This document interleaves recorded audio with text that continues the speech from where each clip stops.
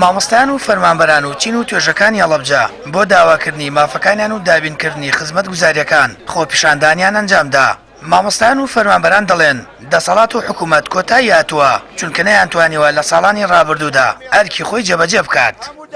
وەکو مامۆسایان داوای مافی خوراوی چەند ساڵی خۆمانەکەین بەڕاستی بە زمانی گوڵ بە زمانی ئاشتیانە پێیان دەڵێن لە 2015 و عتانان نەوت بەرز بێتەوە نەتان کرد درۆتان کرد وتان وەزە باشی وتان چاکەی نتانە وتان معاشی نتاننا دوایش ئێستش یەکی دەفتەرونی و دوو دەفتەرمان لاتانەکەوا بوو دزیتان کرد و درۆتان کرد لەگەڵ ڕێزمانە بەڕاستیەوە ئیداری نین. هیچ مافێکمان نییە، هیچ مافێکی سەرەتاییمان بۆ نەکراوە، تر موچەنە خۆشەرت موچە نییە، کارەبا نییە، ئاو نییە، جادەکانمان هەمووی خۆڵن، ناو بازاڕێکی خزمەت گوزاریەکی تیانە، کێشەمان زۆر زۆرە، حکوومەتیش خۆی بەمە بزانێ ئەم خەڵکە کۆ بۆتە خۆی بۆ خۆی ڕسواییە بۆ حکوومەت.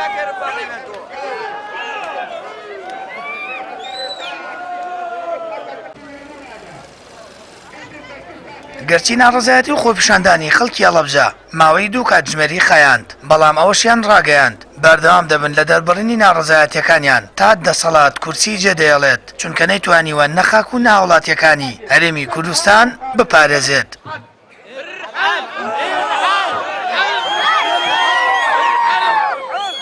ئێمە وەکو دانیشتوانی هەڵەبجە وەکو مامۆستا داوای مافەکانی خۆمانەکەین.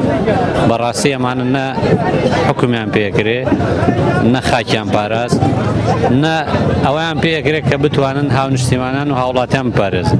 وڵای ئەمە داوای مافەکانی خۆمانەکەین هەست حەزەکەن گۆڕانکاری هەر لەیەکە سەرەتاییەکان و بکرێتە تا کۆتایی تر بژێ و ژیانی خەڵک و گوزەرانی خەڵک باش ببێ.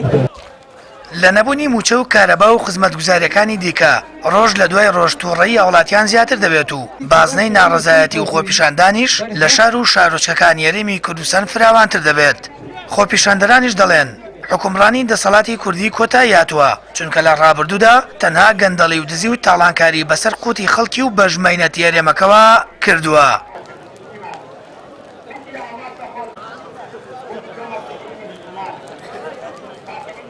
سامان فتاح کەناڵی ئاسمانی پەیام هەڵەبجە.